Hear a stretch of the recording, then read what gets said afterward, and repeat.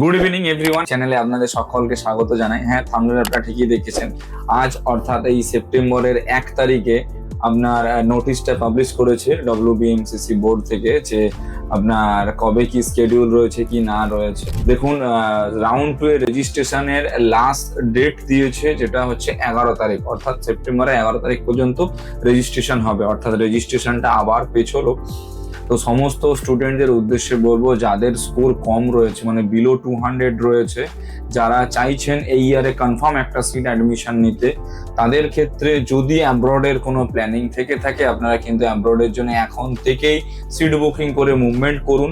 আর যাদের ধরুন স্কোর আপনার ওই 200 লাগোয়া রয়েছে, সাপোজ ধরে রাখুন 180, 85 বা 190, অর্থাৎ 178 থেকে প্রায় যদি ধরেন স্কোর, তো 178 থেকে পুরো 200-র মধ্যে যাদের স্কোর রয়েছে তাদেরকে সেফ জোনে রাখা যেতেই পারে। কিন্তু 178 এর নিচে যাদের রয়েছে তাদের ক্ষেত্রে বলবো, যদি অ্যাব্রডের কোনো প্ল্যানিং করে থাকেন, আপনারা এখন থেকেই মুভমেন্ট করুন।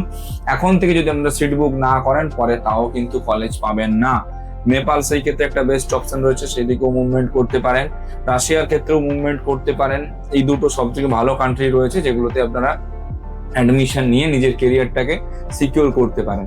যাদের ধরুন একটু বাজেট রয়েছে, অর্থাৎ 90-95 এর বাজেট যাদের রয়েছে, তারা যে চাইছেন অ্যাডমিশন আমাদের ইন্ডিয়াতেই, তাদের ক্ষেত্রেও পসিবল আছে। যদি স্কোর আপনার ধরুন 178-এরও নিচে হয়, তাতেও আপনারা মুভমেন্ট করতে পারেন। 178-এর নিচে হলেও 90-95 এর মতো যদি বাজেট থাকে, তাহলে সেই ক্ষেত্রে ভালো কলেজ রয়েছে ত্রিপুরা শান্তিনিকেতন মেডিকেল কলেজ, ওইখানে আপনারা অ্যাডমিশনের ক্ষেত্রে কিন্তু মুভমেন্ট করতে পারেন এবং সেকেন্ড রাউন্ডে আপনারা অ্যাডমিশনটা নিয়ে নিজেদের কেরিয়ার সুনিশ্চিত করতে পারেন। অ্যাডমিশন রিগার্ডিং কারো কোনো কোয়ারি থেকে থাকলে আপনারা আমাদের কল বা হোয়াটসঅ্যাপ করতে পারেন। আমরা রয়েছি সব রকম দিক থেকে আপনাদের গাইডেন্স প্রোভাইড করে দেওয়ার জন্য। Thank you.